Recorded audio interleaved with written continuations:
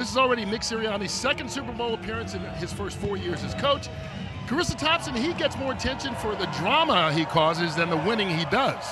You can say what you want about him, Kurt, but the reality is the guy wins. You know, Sirianni's doing things as the head coach of the Eagles that no one's ever done, and that includes the great Andy Reid.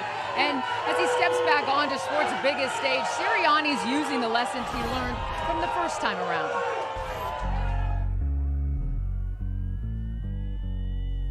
That Super Bowl loss 2 years ago has helped shape who this team is today. Sure. Did you watch that Super Bowl game? Yeah, well, heck yeah.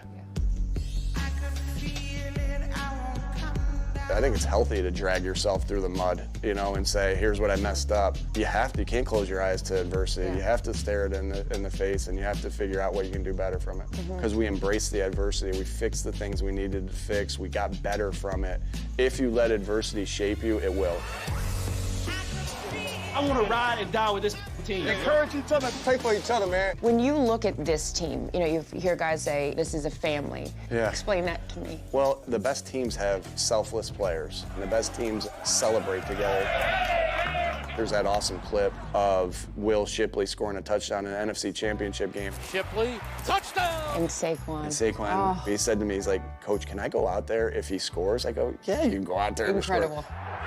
How did you feel in that moment when you saw that? I have goosebumps thinking about it right now. Yeah, but like this is the ultimate team game that you need to be great. You need the greatness of others. You're the only Eagles coach that's taken a team to 2 Super Bowls. Why do you think that the noise around you is so loud? I don't know. I'm not what people envision a head coach should be.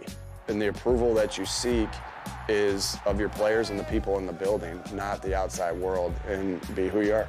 And that's captured a lot. Yeah. But something that isn't captured on the cameras are a couple letters that hang on the wall in your office. One of them is from your son, and part of that letter, he says, remember what dog mentality means.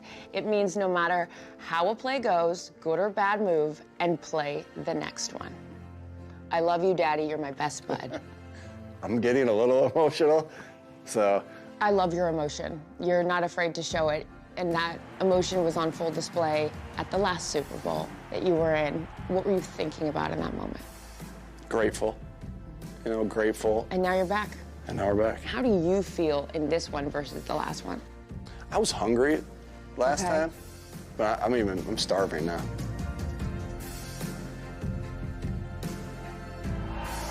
You know, he's so unapologetically himself. And when I asked him if this is a revenge game, he said, no, I don't see it that way.